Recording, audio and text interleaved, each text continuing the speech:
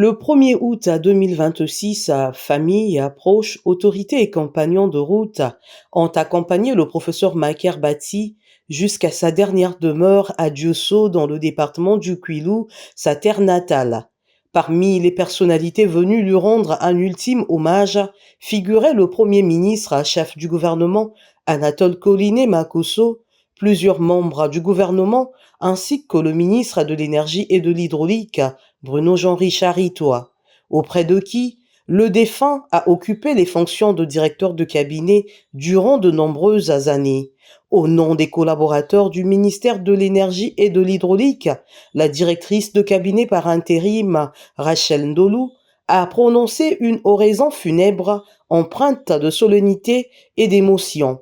Elle a salué la mémoire d'un haut cadre de l'État reconnu pour sa discrétion, sa rigueur, sa ponctualité et son sens élevé du service public.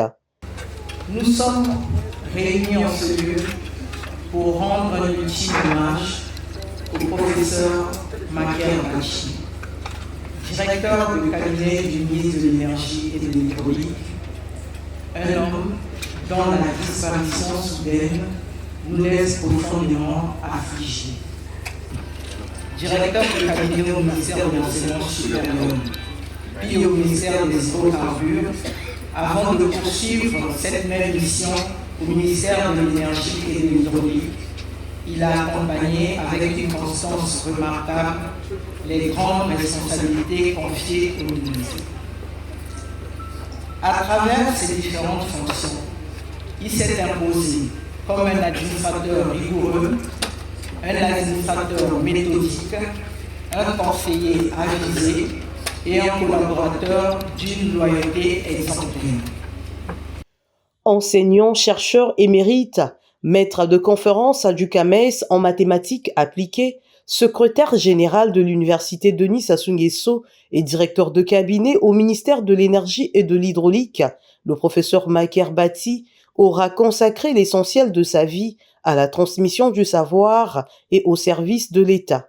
Ceux qui l'ont côtoyé gardent le souvenir d'un homme humble, toujours disponible pour écouter, orienter et accompagner.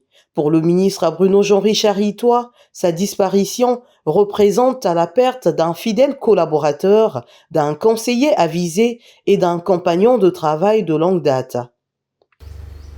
Aujourd'hui, Monsieur le ministre Bruno Jean-Richard Itoa perd un collaborateur fidèle, un homme de confiance, un compagnon de route dont l'engagement sans réserve a contribué durant de nombreuses années à la conduite des politiques publiques dans les secteurs stratégiques pour notre pays.